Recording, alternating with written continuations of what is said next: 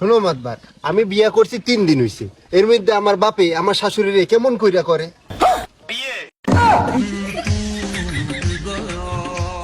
তোর সকালে লাত্তি দিয়া তোর ডেকে আমি ভাত কাপুর চাই। কিরে সালাম ভাই, কামডা করলা কি? এত লজ্জা দিস না দি, হে ওমরে চাইছে মুইও হেরে চাইছি। এটাও কি সম্ভব? আমার বাপে যদি আমার শাশুড়িরে বিয়া করে তাহলে আমার বউ আমার বাপের মাই হয়ে গেল না? আর আমি তো হের আগের থেকে পোলা আছি, তাহলে আমার বউ আর আমি ভাই বোন হয়ে গেলাম না? হে প্রভু, তাইলে তো সম্পর্কের মধ্যে করাত বাজছে। এ মনি, একটু মানাই শোনাই নে না। কেমনে মানায় নিমু? আমার শ্বশুর বাড়ি আমার বউর শ্বশুর বাড়ি একই জায়গায়। শুধু কি তাই, আমার বাপের শ্বশুর বাড়ি আমার শ্বশুর বাড়ি তাও এক জায়গায়।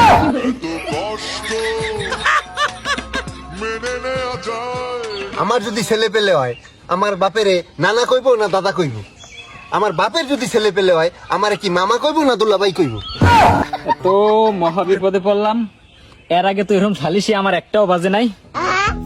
ও মাতাব্বার, তা নইলে বাদই দিলাম। আমার বাপের কি আমি আব্বা বলামো না শ্বশুর বলামো? এ আমি কি কঠিন প্রশ্নের সম্মুখীন হলাম রে। এ গেদু, তুই নাইলে একবারে ডেডি ক। আমি না হয় ডেডি কইলাম, আমার বউ আমার আব্বারে কি শ্বশুর কইবে না আব্বা কইবে? আর যে কুলাইতে পারলাম না।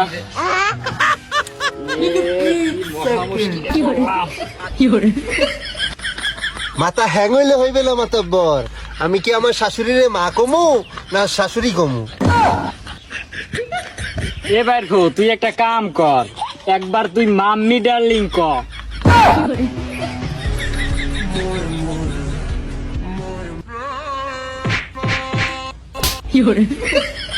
দুইজন একবারে মানিয়ে চুনিয়ে নে রে বাবা। আমারও তো সংসার আছে, আমার বাড়ি যাইতে হইবে বাবা। তুমি নইলে বাড়ি গেলে, আমি বাসায় গেলেই মনে হইতেছে আমি বাড়ি আইলাম না শ্বশুর বাড়ি আইলাম। বিশ্বাস কর বাইর ফো, মুইও কইতে পারি না।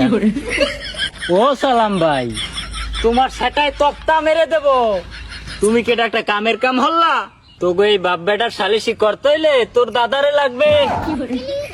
আমারে তোরা মাফ করিয়া দে। আরে আমি জানো কেডা?